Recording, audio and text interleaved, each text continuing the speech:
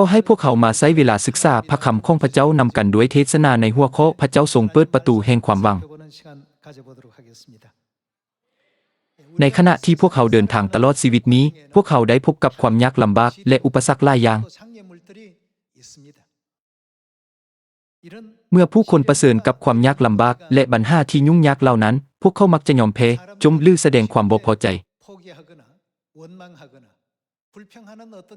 ในสภาพเช่นนี้พวกเขาบ่สามารถเอาชนะอุปสรรคใดและสุดท้ายก็รู้สึกผิดหวังอย่างใดก็ตามตลอดประวัติศาสตร์ในพระคัมภีร์ตั้งแต่ปฐมกาลจนถึงพระนิมิตเมื่อใดก็ตามที่ประชาชนของพระเจ้าพบกับความยากลำบากหรืออุปสรรคใดหนึ่งพระเจ้าได้ทรงกระเกียมยังไว้ให้พวกเขาเสมอ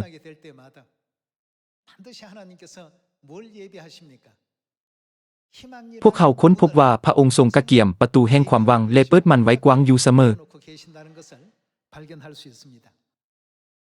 ชีวิตอยู่ถึงโลกนี้อาจจะเมื่อยล้าและลำบากแต่ชีวิตนิรันดร์ในสวรรค์ที่พวกเขาจะเข้าไปในมื้อใดหนึ่งนั้นเต็มไปด้วยความหวังอย่างแท้จริง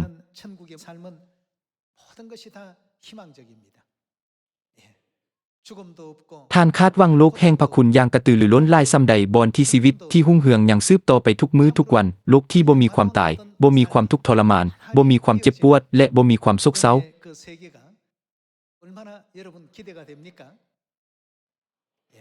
ขอให้พวกเขาทุกคนกลายเป็นครอบครัวแห่งสวรรค์ผู้ที่จะเพลิดเพลินกับชีวิตนิรันดร์และพระพรจากพระเจ้าตลอดไปในบ้านเมืองที่นิรันดร์ของพวกเขาคือสวรรค์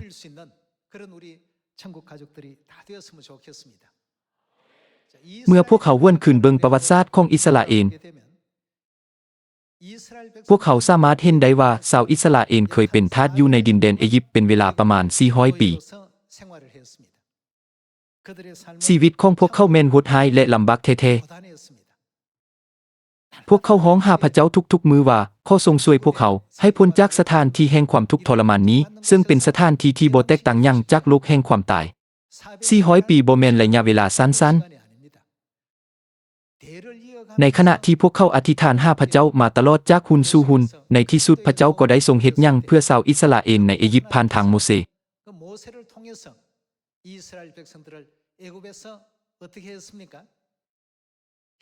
การปลดปล่อยที่พวกเขาปรารถนาและหวังไว้นั้นได้เริ่มต้นขึ้นพระเจ้าบ่เพียงแต่ทรงช่วยพวกเขาออกจากอียิปต์เท่านั้นแต่ยังได้ทรงกระเกียมดินแดนกานาอันให้พวกเขาด้วยซึ่งเป็นดินแดนที่เต็มด้วยน้ำนมและน้ำเพิงบอนที่พวกเขาสามารถตั้งถิ่นฐานได้ในที่สุดอย่างใดก็ตามในการเดินทางไปสู่ดินแดนกานาอันนั้นพื้นที่ฝ่ายกายที่กว้างใหญ่ของถิ่นแห้งแล้งกันดารที่ตั้งอยู่ต่อหน้านั้นได้กลายเป็นอุปสรรคอันใหญ่หลวงสำหรับพวกเขาในถิ่นแห้งแล้งกันดารพวกเขาบ่มีทั้งอาหารเพียงพอและน้ำดื่มเพียงพออย่างใดก็ตามมีเหตุผลที่ชัดเจนว่าเป็นหยังพระเจ้าจึงทรงนำพาพวกเขาไปตามเส้นทางนั้นถ้าชาวอิสราเอลได้เดินทางผ่านดินแดนที่มีสภาพความเป็นอยู่ที่ดีพวกเขาคงจะต้องสู้รบในทุกมือตั้งแต่พวกเขามืนตาขึ้นมาในตอนเช้า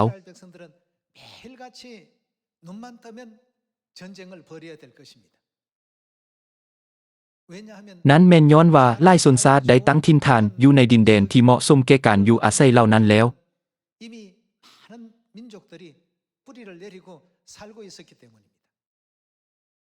นั้นแม่นเหตุผลที่พระเจ้าได้ทรงนำพาชาวอิสราเอลผ่านถิ่นแห้งแล้งกันดารที่แห้งแล้งที่สุดซึ่งเป็นสถานที่ที่มนุษย์บ่สามารถอาศัยอยู่ได้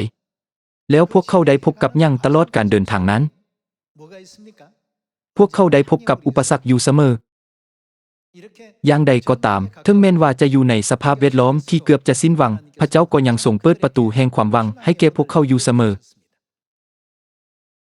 มันเป็นระยะทางที่ชาวอิสราเอลสามารถไปถึงได้ภายในเวลาเพียง10 มื้อและพวกเขาได้กระเกียมอาหารไว้เพียงพอสำหรับ1 เดือนเต็มพร้อมทั้งมีอาหารเหลืออยู่อีกด้วย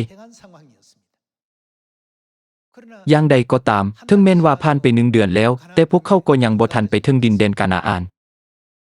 นับแต่เวลานั้นเป็นต้นมาความรู้สึกถึงวิกฤตการณ์ได้เริ่มครอบงำพวกเขาเบื้องหน้าพวกเขาได้ปรากฏมีถิ่นแห้งแล้งกันดารอันกว้างใหญ่ไพศาลคือทะเลทรายที่บ่มีอาหารใดๆยิ่งไปกว่านั้นพระเจ้าได้ทรงนำพาพวกเขาไปสู่ดินแดนที่แห้งแล้งและปราศจากพืชผลบอนที่ขาดแคลนอาหารและน้ำซึ่งเป็นสิ่งจำเป็นพื้นฐานที่สุดสำหรับการดำรงชีวิตของมนุษย์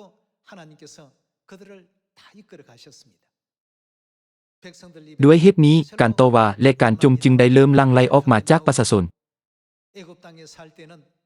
พวกเขาเว้าว่าตอนอยู่ในอียิปต์อย่างน้อยก็สามารถนั่งอยู่ข้างหม้อซีนและกินแกงได้อย่างอิ่มน้ำสำราญแต่อยู่ที่นี้ในถิ่นแห้งแล้งกันดารบ่มีอาหารอยู่บ่อนใดเลยส่วนเรื่องน้ำสำหรับประชาชนจำนวนล่วงหลายถึง3 ล้านคนที่กำลังเคลื่อนย้ายแม้นแต่บ่น้ำ10บ่อก็ยังบ่เพียงพอสถานการณ์ของพวกเขาแม่นสิ้นหวังอย่างแท้จริงดังนั้นแทนที่จะขอบพระคุณสำหรับพระเมตตาของพระเจ้าที่ได้ทรงปลดปล่อยพวกเขาจากการเป็นข้าทาส40 ปีในถิ่นแห้งแล้งกันดารจึงเต็มไปด้วยการจมและต่อว่าอยู่ตลอดเวลา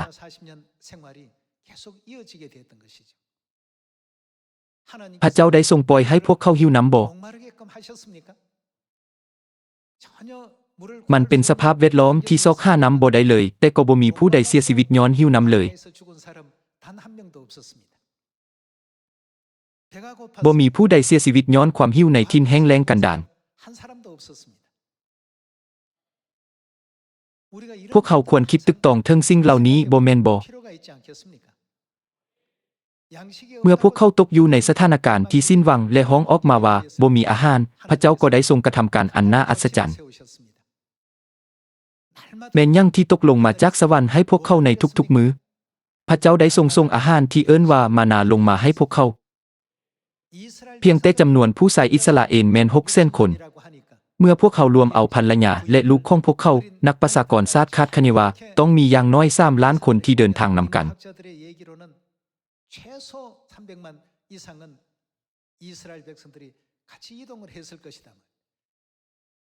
ผู้ชายที่มีอายุต่ำกว่า20 ปีบ่ได้ถูกรวมเข้าในนี้และแน่นอนว่าจำนวนผู้หญิงก็บ่ได้ถูกนับรวมเอาเช่นกัน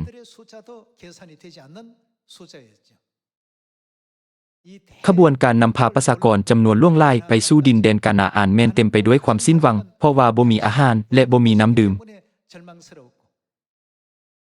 ในสภาพแวดล้อมที่สามารถอธิบายได้ว่าเป็นจุดสูงสุดของความสิ้นหวังพระเจ้าได้ทรงประทานอาหารให้พวกเขาในทุกๆมื้อ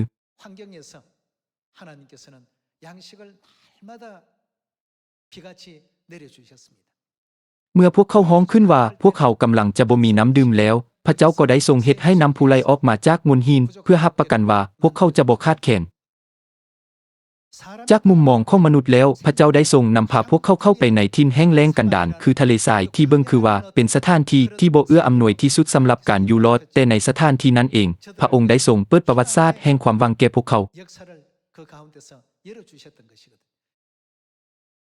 เมื่อพวกเขาเดินไปนำกันกับพระเจ้าพวกเขามีหยังอยู่เสมอพวกเขามีประตูแห่งความหวังนั้นแม่นเหตุผลที่ผู้เขียนปื้มเพลงสรรเสริญได้บอกพวกเขาให้วางความหวังไว้ในพระเจ้าเสมอขอให้เฮามาพิจารณานำกันในเพลงสรรเสริญบทที่39ข้อที่4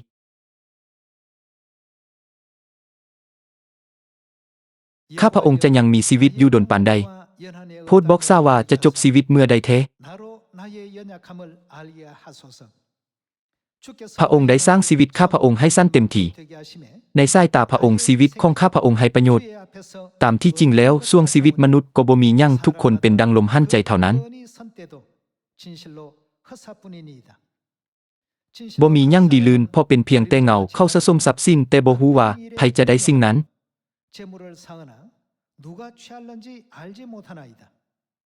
ข้อ 7 ขันสันจะหวังต่อสิ่งใดพระผู้เป็นเจ้าข้าพระองค์ขอมอบความวางใจไว้อยู่ใส่ไว้กับพระเจ้า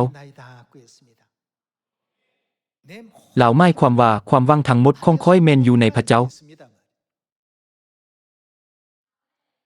เมื่อสิ่งนี้เป็นคำสารภาพของพวกเ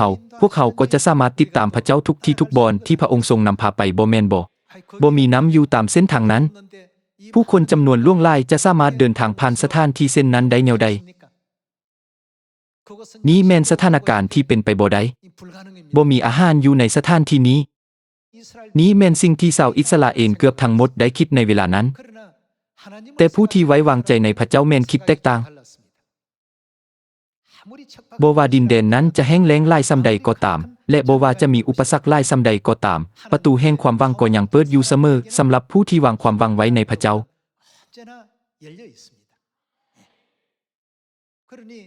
แท้จริงแล้วในดินแดนที่แห้งแล้งบอนที่บ่มีเม็ดพืชเติบใหญ่นั้นอาหารได้ตกลงมาจากสวรรค์ทุกๆมื้อซึ่งเพียงพอให้ฟุ้งชนกินได้40ปีโดยบ่อึดหิวบ่แม่นบ่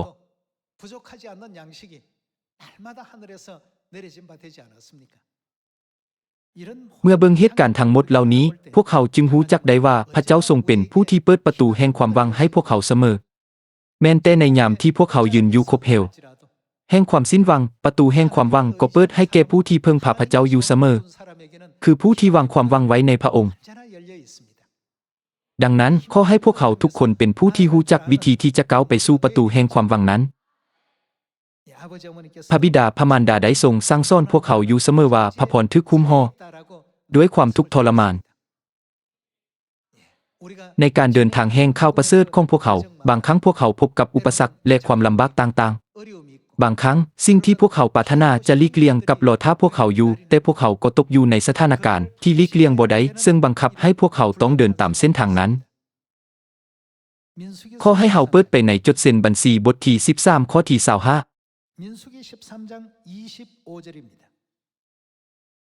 นี้แม่นซากที่นักสืบสอดเยี่ยม12คนได้กลับคืนมาที่ค่ายของชาวอิสราเอลเพื่อรายงานหลังจากได้สืบสอดเยี่ยมเบิงดินแดนกานาอานเป็นเวลา40มื้อจดเส้นบัญชีบทที่13ข้อที่25หลังจากได้สำรวจดินแดนเป็นเวลา40มื้อแล้วพวกนักสืบสอดเยี่ยมจึงกลับคืนมาหาโมเสอาโรนและชุมชนอิสราเอลทั้งหมดที่กาเด็ดอยู่ในถิ่นแห้งแล้งกันดารปาลานพวกเขาได้รายงานสิ่งที่พวกเขาได้เห็นและแสดงผลไม้ที่พวกเขาได้นำมาพวกเขาได้บอกโมเสว่าพวกเขาได้สำรวจเบิงดินแดนแล้วและเห็นว่าเป็นดินแดนที่อุดมและหั่งมีนี้ได้มากมายบางชนิดจากที่นั้นแต่ประชาชนที่อาศัยอยู่ในที่นั้นมีกำลังหลายและเมืองของพวกเขาก็ใหญ่ทั้งมีป้องกันเมืองเป็นอย่างดีนอกเหนือไปจากนี้พวกเขายังได้เห็นเชื้อสายของคนฮูบหางใหญ่อยู่ที่นั้นด้วยเว้าง่ายๆว่าเชื้อสายของคนฮูบหางใหญ่หมายถึงเชื้อชาติของชาวอานักพวกเขารายงานว่าเชื้อสายของคนฮูบหางใหญ่ผู้ที่มีฮูบหางใหญ่สูงกว่าชาวอิสราเอลกำลังปกครองดินแดนนั้นทั้งหมด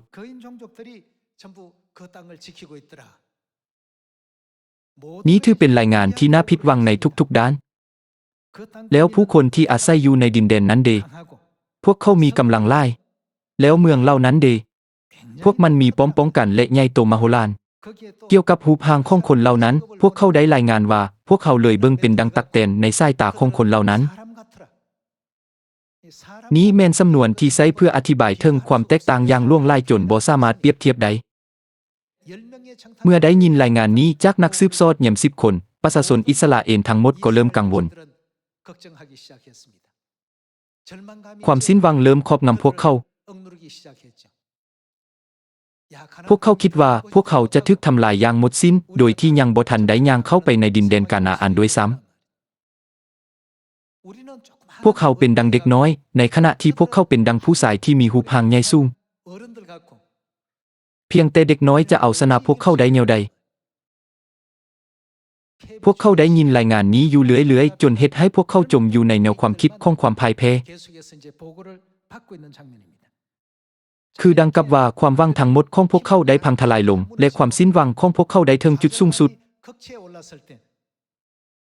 นักสืบสอดเยี่ยม2คนคือโยชัวและกาเลบได้ห้องออกมาท่ามกลางพวกเขา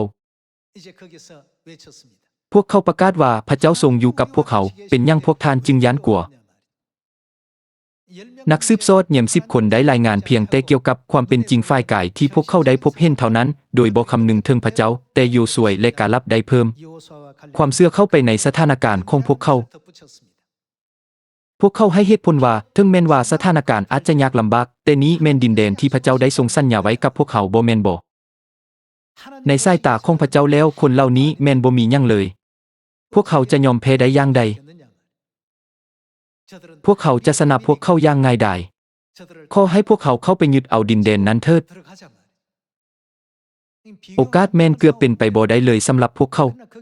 อย่างใดก็ตามพวกเขามีหยังพวกเขามีพระสัญญาของพระเจ้าดินแดนกานาอันทึกเอิ้นว่าดินแดนแห่งพระสัญญาบ่แม่นบ่เพราะเป็นดินแดนที่พระเจ้าทรงสัญญาไว้พวกเขาจึงบ่ต้องย้านกลัวบ่ว่าสถานการณ์จะเป็นแนวใดก็ตาม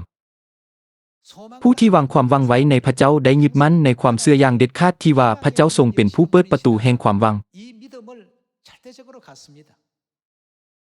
บ่ว่าสถานการณ์หรือสภาพการของพวกเขาจะเฮ็ดให้ท้อถอยใจหลายส่ำใดก็ตามพระเจ้าก็ทรงเป็นผู้เปิดประตูแห่งความหวังเสมอนี้จึงเป็นเหตุผลที่พระมารดาแห่งสวรรค์ทรงกล่าวว่าพระพรถูกคุ้มห่อด้วยความทุกข์ทรมานบรรดาทานนี้แม่นเหตุผลที่พวกเขาไว้วางใจฮักและยำเกรงพระเจ้าหลายขึ้นบ่แม่นบ่ชาวอิสราเอลได้ออกจากอียิปต์ด้วยความเชื่อเส้นนี้แต่ในขณะที่พวกเขาเดินทางผ่านถิ่นแห้งแล้งกันดารพวกเขาเริ่มเบิ่งสภาพความเป็นจริงของตนในทางกงกันข้ามโยซัวและกาเลบได้เห็นสภาพความเป็นจริงแท้ที่พระเจ้าทรงสถิตอยู่จากมุมมองนี้เสื้อสายของชาวอานักแม่นบ่มีหยังเลยและเมืองที่มีป้อมป้องกันของพวกเขาก็ให้ประโยชน์นี้ก็ย้อนพวกเขาเชื่ออยู่เสมอว่าสำหรับพระเจ้าแล้วโลกก็คือกับยอดน้ำยอดหนึ่งในถังและเป็นเพียงแต่ขี้ฝุ่นที่สร้างถึงสิ่ง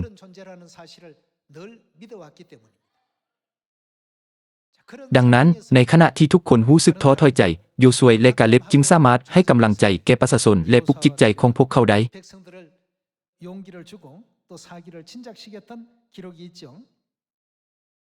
ขอให้เบิ่งในจดเส้นบัญชีบทที่13ข้อที่30ฉะนั้นกาเลบจึงบอกให้ประชาชนที่กำลังจมหายใส่โมเสนั้นให้พวกเขามิดแล้วลาวก็เว้าต่อไปว่าให้พวกเขาเข้าโจมตีเดี่ยวนี้โลดและยึดเอาดินแดนพวกเขามีกำลังเข้มแข็งพอที่จะตีชนะพวกเขาได้แต่พวกที่ได้ไปนำกาเลบนั้นต่างก็ตอบว่าบ่แม่นพวกเขาบ่เข้มแข็งพอเพื่อจะโจมตีพวกเขาได้คนอยู่ในที่นั้นมีกำลังหลายกว่าพวกเขาดังนั้นพวกเข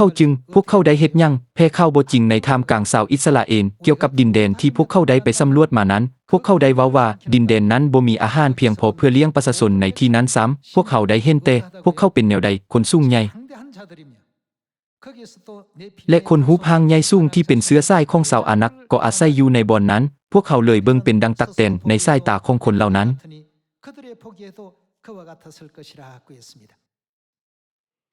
เมื่อได้ยินรายงานนี้ประชาชนได้ฮ้องขึ้นว่าพวกเขาบ่มีความหวังเหลืออยู่เลยพวกเขาได้ฮ้องให้ตลอดคืนโดยถามว่าเป็นความผิดพลาดบ่ที่ได้ออกจากอียิปต์และยังเว้าว่าขอให้พวกเขาจงเลือกผู้นำพาและกลับคืนไปอียิปต์ดังเช่นนี้เสียงคัดค้านทุกรูปแบบได้เกิดขึ้นในท่ามกลางประชาชนขอให้พวกเขาเบิ่งนำกันในจดเส้นบัญชีบทที่14ข้อที่1ประชาชนต่างก็ฮ้องให้ด้วยความทุกข์ใจตลอดทั้งคืนพวกเขาจมหายใส่โมเสและอาโรนว่าในตอนทำอิฐเมื่อพวกเขาได้รับการปลดปล่อยจากการเป็นทาสในอียิปต์พวกเขาได้ติดตามโมเสและอาโรนด้วยความยินดีโดยสรรเสริญพระเจ้าผู้ที่ได้ทรงช่วยพวกเขาให้พ้น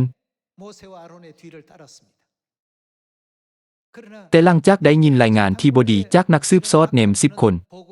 พวกเขาฮ้องให้ตลอดคืนและเริ่มจมหายใส่โมเสและอาโรน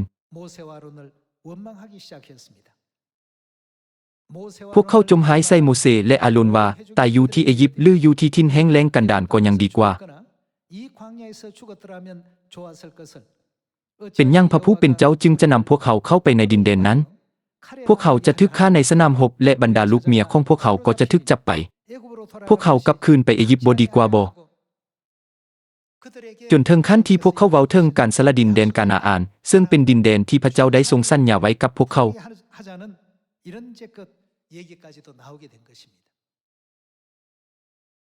ข้าพเจ้าเชื่อว่าเกือบจะบ่มีภัยในพวกเขาในที่นี้ในปัจจุบันนี้ที่ได้ผ่านชีวิตโดยที่บ่ประสบกับความยุ่งยากนี้แม่นลักษณะของชีวิตแต่ละคนล้วนแต่มีความยุ่งยากส่วนตัวแต่ละคริสตจักรมีความยุ่งยากของตนเองและในฐานะที่เป็นคนหนึ่งในสังคมพวกเขาก็ได้เผชิญกับสิ่งท้าทายในชีวิตประจำวันของพวกเขาเนื่องจากทุกคนเผชิญกับความยุ่งยากพระคัมภีร์ได้บอกพวกเขาในฐานะผู้ที่มีความเชื่อว่าควรเฮ็ดแนวใดเมื่อพบกับความยุ่งยากดังกล่าวพระคัมภีร์บอกให้พวกเขาวางความหวังไว้อยู่เสมอผู้ที่วางความหวังของพวกเขาไว้ในพระเจ้าจะพบว่าประตูแห่งความหวังยังคงเปิดอยู่เสมอแต่ผู้ที่บ่ได้วางความหวังไว้ในพระเจ้าจะซุ่มใส่เพียงแต่สภาพการในปัจจุบันของพวกเขาดังผู้ที่จมอยู่ตลอดเวลา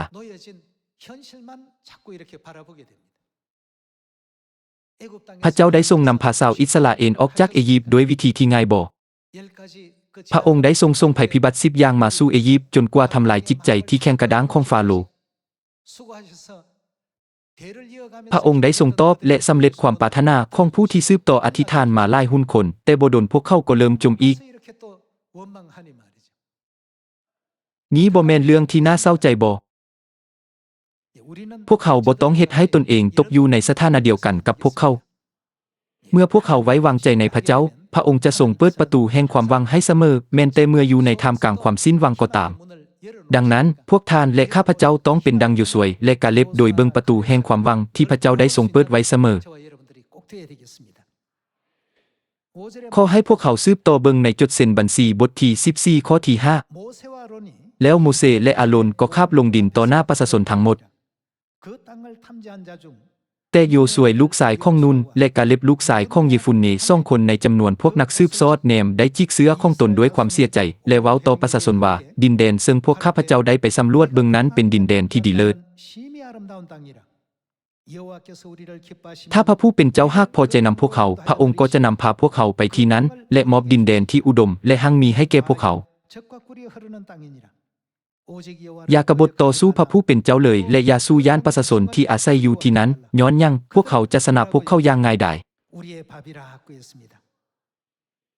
โยชัวและกาเลบมีความไว้วางใจอย่างเด็ดขาดในพระสัญญาของพระเจ้าพวกเขาเว้าว่าถ้าพระเจ้าทรงอยู่กับพวกเขาจะมีหยังที่น่าย้านกว่าบ่ด้วยเหตุนี้ในจำนวนผู้ชาย600,000 คนที่มีอายุ20 ปีขึ้นไปที่ออกมาจากอียิปต์จึงบ่มีไผเข้าไปในดินแดนกานาอันใดนอกจากโยชัวและกาเลบ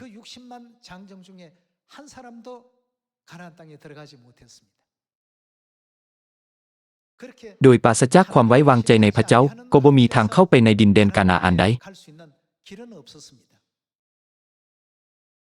พวกเขาก็เช่นกันเดี๋ยวนี้พวกเขากำลังย่างไปในทางแห้งแล้งกันดารแห่งความเชื่อในการเดินทางนี้สำหรับผู้ที่ไว้วางใจในพระเจ้าและวางความหวังของพวกเขาไว้ในพระองค์ประตูแห่งความหวังยังคงเปิดอยู่เสมอดังนั้นแทนที่จะเว้าว่าเป็นไปบ่ได้ขอให้พวกเขากล่าวว่าเนื่องจากพระเจ้าทรงอยู่กับพวกเขาจึงจะมีหนทางอย่างแน่นอนมีความหวังขอให้พวกเขาจงก้าวไปข้างหน้าโดยไว้วางใจในพระสัญญาของพระเจ้าข้าพเจ้าเชื่อว่าครอบครัวแห่งซีโอนต้องดำรงชีวิตดังเช่นนี้แน่นอนว่าผู้ที่ออกจากอียิปต์ที่มีอายุต่ำกว่า20 ปีได้เข้าไปในดินแดนกานาอันพร้อมกับโยชัวและกาเลบผู้ที่วางความหวังไว้ในพระเจ้าสามารถเห็นประตูแห่งความหวังได้เสมอสร้างเป็นเรื่องที่น่าเศร้าใจหลายที่ผู้ที่บ่มีความหวังนี้บ่สามารถเห็นได้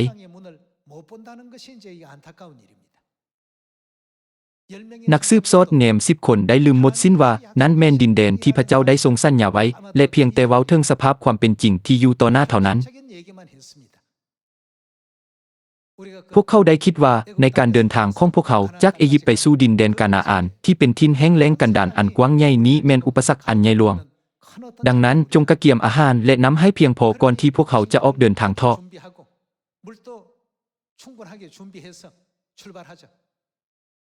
แต่เมื่อทุกสิ่งที่พวกเขาได้กระเกียมไปนั้นหมดแล้วในขณะที่อยู่ในทิ่นแห้งแล้งกันดารพวกเขาก็เริ่มจม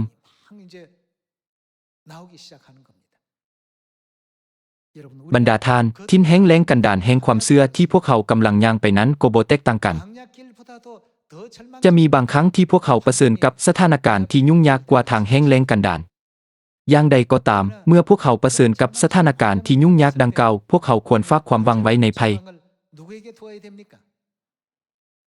ในช่วงเวลาที่มีความสงบสุขพวกเขารู้ดีว่าพวกเขาต้องวางความเชื่อของพวกเขาไว้ในพระเจ้าแต่เมื่อการทดลองมาถึงพวกเขามักจะลืมเรื่องนี้พวกเขาก็คือกันบ่แม่นบ่ในช่วงเวลาที่มีความสงบสุขพวกเขาได้ฮ้องออกมาว่าสรรเสริญพระผู้เป็นเจ้าพระเจ้าของพวกเขายิ่งใหญ่ที่สุดด้วยพระคุณของพระเจ้าพวกเขาได้รับการปลดปล่อยจากอียิปต์หลังจากพวกเขาข้ามทะเลแดงมิริอัมและบรรดาผู้หญิงได้สรรเสริญและถวายพระเกียรติแด่พระเจ้าโดยเต้นรำด้วยความดีใจหลายส่ำใดพวกเขาเคยเฮ็ดดังเช่นนั้นพวกเขาต้องเบิ่งพระเจ้าอยู่เสมอถึงแม้นว่าทุกสิ่งทุกอย่างที่อยู่ต่อหน้าพวกเขาอาจเบิ่งคือว่าเป็นไปบ่ได้แต่พวกเขาต้องซอกหาประตูแห่งความหวังที่พระเจ้าได้ทรงเปิดไว้ให้พวกเขาอยู่เสมอประตูนั้นมีอยู่อย่างแน่นอน ถ้าบ่เป็นดังเช่นนั้นโยซัวกาเลบและแม้แต่เด็กน้อยทุกคนที่มีอายุต่ำกว่า20ปีที่ออกมาจากดินแดนอียิปต์ก็คงจะตายอยู่ในทิ่นแห้งแล้งกันดารถึงอย่างใดก็ตามมีหยังเกิดขึ้นกับพวกเขาผ่านประวัติศาสตร์ในพระคัมภีร์พวกเขาสามารถยืนยันได้ว่าพวกเขาได้รับดินแดนที่พระเจ้าได้ทรงสัญญาไว้เป็นมรดกโดยแบ่งปันให้กับทุกเผ่าและตั้งถิ่นฐานอยู่ที่นั้นด้วยพระคุณของพระองค์บ่แม่นบ่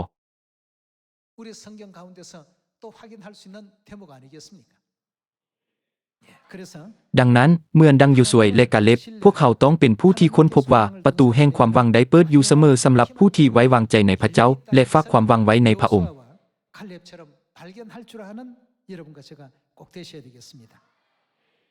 บรรดาท่านอย่าได้ย้านกลัวต่ออุปสรรคที่ท่านประเสริญอยู่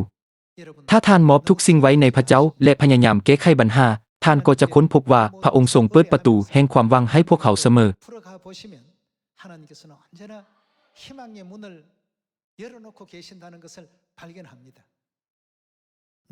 ขอให้พวกเขากลับไปเบิ่งพระคำของพระเจ้าในลูกาบทที่5ข้อที่1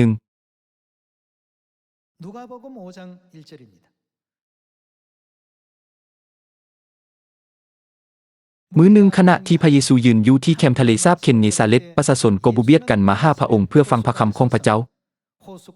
พระองค์เลี้ยวเห็นเรือซ่องลำจอดไว้อยู่แคมป์ฟังคนหาปลาได้ประเหือไว้ณที่นั้นในขณะที่พวกเขากำลังล้างมองอยู่พระเยซูจึงเข้าไปในเรือลำหนึ่งซึ่งเป็นของซีโมนนั้นแม่นเปโตรและบอกให้เหล่าถอยเรือออกห่างจากฝั่งเล็กน้อยแล้วพระองค์ก็นั่งลงในเรือและสั่งสอนฝูงชนเมื่อพระองค์สั่งสอนจบแล้วจึงกล่าวแก่ซีโมนว่า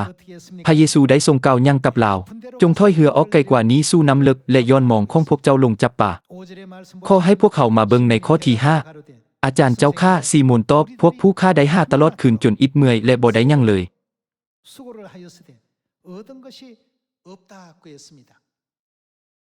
ในฐานะที่เป็นชาวประมงที่มีประสบการณ์มาตลอดชีวิตเปโตรรู้อย่างแน่นอนว่าจะซอกหาฝูงปลาได้อยู่ไสอย่างใดก็ตามหลังจากที่ได้หาตลอดคืนจนอิดเมื่อยพวกเขาบ่ได้ปลาแม่นแต่ตัวเดียวสำหรับชาวประมงนี้เป็นช่วงเวลาแห่งความสิ้นหวังที่สุดเราจำเป็นต้องหาปลาเพื่อเลี้ยงครอบครัวแต่เรากำลังกลับมามือเปล่าในเวลานั้นพระเยซูได้ทรงกล่าวยังกับเปโตรพระองค์ทรงกล่าวว่าจงถอยเรือออกไกลกว่านี้สู่น้ำลึกและย้อนมองของพวกเจ้าลงจับปลาโดยการไว้วางใจในพระคำของพระองค์เราได้ย้อนมองลงและจับปลาได้อย่างล่วงลายจงลองนึกภาพเบิ่งว่าเราต้องรู้สึกท้อถอยใจและอุกอังใจหลายส่ำใดเมื่อคิดว่าพวกเขาได้หาตลอดคืนแต่บ่ได้หยังเลยเมื่อเราสิ้นหวังจนถึงที่สุดแล้วพระเยซูทรงบอกให้เราออกเดินทางสู่น้ำลึกและย้อนมองลงเพื่อจับปลาถ้าเปโตรเว้าว่าผู้ข้าได้หาปลาตลอดคืนจนหมดแรงผู้ข้าคิดว่าคงบ่สามารถเฮ็ดเวียกต่อไปได้อีกเราก็คงจะบ่มีโอกาสที่จะประสบกับการอัศจรรย์ที่ยิ่งใหญ่ดังกล่าว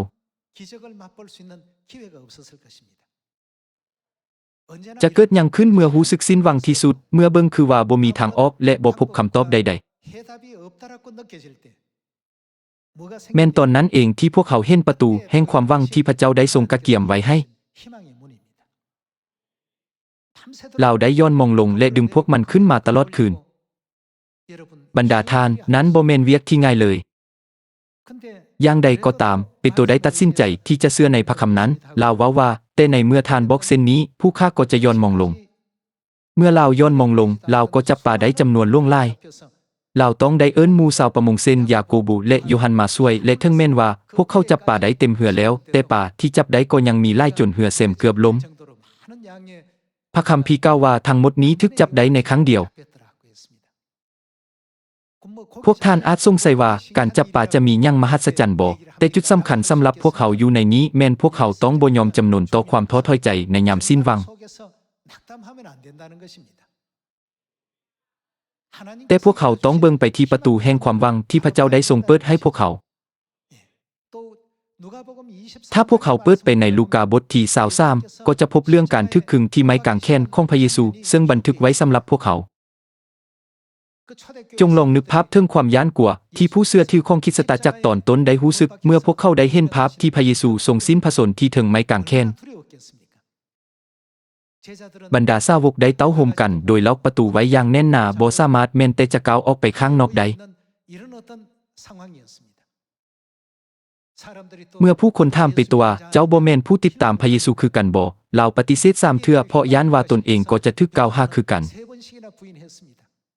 ข้อยบ่แม่นอย่างแน่นอนบรรดาทานพวกเขาได้เห็นผู้นำพาของตนถูกทหารล้มลักตัวไปถูกตอกตะปูใส่ที่ไม้กางแขนและหายใจเป็นครั้งสุดท้ายหลังจากฮ้องขึ้นว่าเอลีเอลีเลมาซาบักธานีสำหรับผู้ที่ได้วางใจในพระเยซูจะมีช่วงเวลาที่สิ้นหวังหลายกว่านี้บ่เมื่อประชาชนอิสราเอลทั้งหมดประจานความเชื่อในพระเยซูว่าเป็นลัทธินาซาเรตและทึกดูทุกว่าเป็นศาสนาที่เชื่อในมนุษย์คนหนึ่งเท่านั้นและเมื่อพระเยซูทรงทึกขึงที่ไม้กางแขนและสิ้นพระชนม์ภายใต้สถานการณ์เช่นนั้นทุกสิ่งก็เบิ่งคือว่าสิ้นหวังอย่างหมดสิ้นสำหรับบรรดาผู้เชื่อถือในคริสตจักรตอนต้น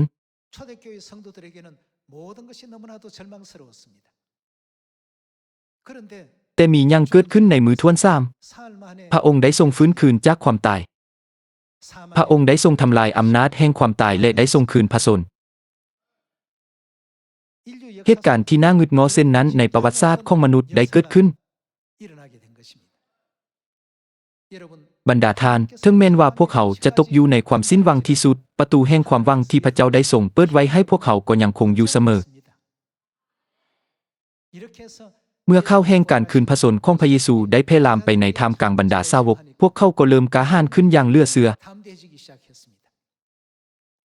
ในท่ามกลางความสิ้นหวังของพวกเขาพระเจ้าได้ทรงนำพาพวกเขาให้เบิ่งไปยังประตูแห่งความหวังหลังจากฟื้นคืนจากความตายในมื้อทวน3แล้วพระองค์ได้ทรงใช้เวลา40มื้อเพื่อยืนยันแก่สาวกทุกคนว่าพระองค์ทรงมีชีวิตอยู่อย่างแท้จริงเรื่องนี้ได้ถูกบันทึกไว้ในบทธรรมอิฐของปึ้มกิจการบ่แม่นบ่ผ่านเหตุการณ์เหล่านี้บรรดาสาวกได้อธิษฐานต่อพระเจ้าอย่างจริงจังอีกครั้งหนึ่ง10มื้อต่อมาในเทศกาลเพนเทคอสต์คือมื้อที่50หลังจากการคืนพระชนม์ของพระองค์พระวิญญาณบริสุทธิ์ฝนต้นฤดูได้ลงมาถึงพวกเขาในขณะที่พวกเขาเต้าโฮมกันเพื่ออธิษฐานในห้องโถงชั้นถึงของมาระโกก่อนหน้านี้พวกเขาเคยปกปิดความเชื่อในพระเยซูแต่ตอนนี้พวกเขาได้ประกาศความเชื่อนั้นด้วยความกล้าหาญยิ่งพระเยซูผู้เดียวที่ทรงเป็นพระผู้ช่วยให้พ้นผู้ที่สามารถช่วยมนุษย์ชาติให้พ้นได้แต่สังคมชาวยิวในเวลานั้นเพียงแต่ถือว่าพระเยซูทรงเป็นลูกชายของสร้างไหมพวกเขาเห็นพระองค์เป็นเพียงมนุษย์บ่แม่นพระเจ้าแม้แต่เดี๋ยวนี้มุมมองนี้ก็ยังคงบ่เปลี่ยนแปลงหลายในอิสราเอลแต่บรรดาสาวกของพระเยซูเดเมื่อได้เห็นการคืนพระชนม์จากความตายของพระองค์ในมื้อทวน3และการเสด็จขึ้นสู่สวรรค์จากภูมิกอกเทศพวกเขาก็ได้เริ่มต้นเวียกงานในฐานะผู้ประกาศข่าวประเสริฐโดยพิญาณแก่มนุษย์ทั้งปวงว่าพระเจ้าได้ทรงเสด็จมาสู่โลกนี้ในสภาพเนื้อหนังและได้สำเร็จเวียกงานที่น่าอัศจรรย์และมีพระคุณเหล่านี้บ่แม่นบ่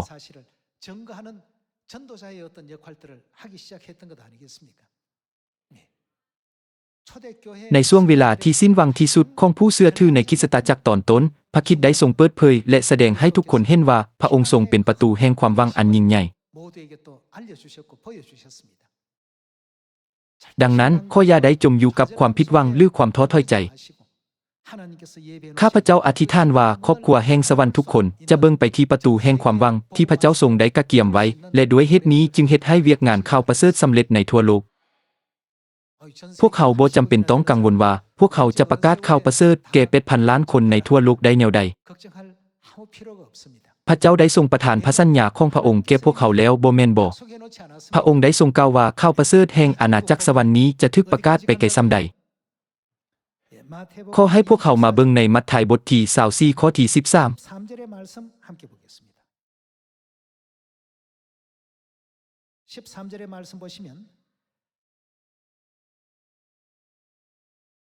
แต่ผู้ใดก็ตามที่ทนได้จนถึงที่สุดจะได้พ้นข่าวประเสริฐเรื่องอาณาจักรสวรรค์จะมีการประกาศข่าวประเสริฐนี้จะถูกประกาศไปฮอดใส่ไปทุกบอนทั่วโลกเพื่อเป็นพยานยืนยันให้มนุษย์ทุกชาติรู้นี้แม่นคำเว้าของไผนี้แม่นคำทำนายที่พระเยซูเองได้ทรงกล่าวไว้เมื่อทรงเสด็จมาใน2,000 ปีก่อนข่าวประเสริฐนี้จะถูกประกาศไปทั่วโลกแล้วอวสานก็จะมาถึง บรรดาทานเวียกงานนี้ของพระเจ้าต้องเกิดขึ้นตามที่ได้ทำไว้หรือบ่มันจะต้องสำเร็จอย่างแน่นอนพวกเขาทึกเอิ้นให้มาเฮ็ดเวียกงานนี้ที่พระเจ้าจะทรงสำเร็จอย่างแน่นอนเนื่องจากพวกเขาต้องเปลี่ยนโลกที่มืดมัวและหดหู่นี้ให้เป็นโลกแห่งความสว่างพวกเขาจึงต้องประกาศถึงปัสกาแห่งคำมั่นสัญญาใหม่พระมารดาแห่งสวรรค์ชื่อใหม่ของพระบิดาและคริสตจักรของพระเจ้า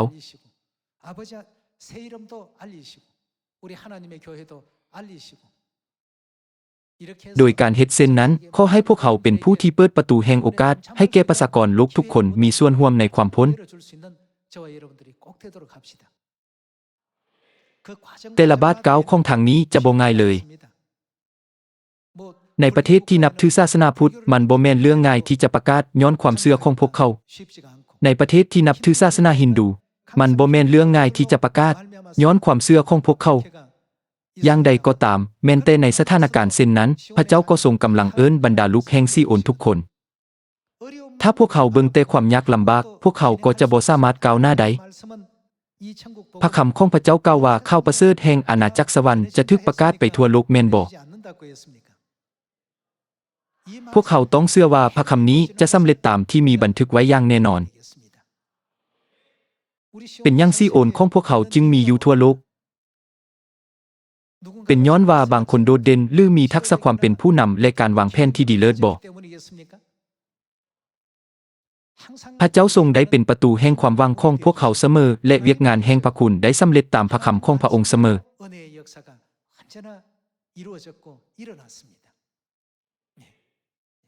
ด้วยความเชื่อที่มั่นคงขอให้พวกเขาเบิ่งไปที่ประตูแห่งความหวังของพระเจ้าเสมอ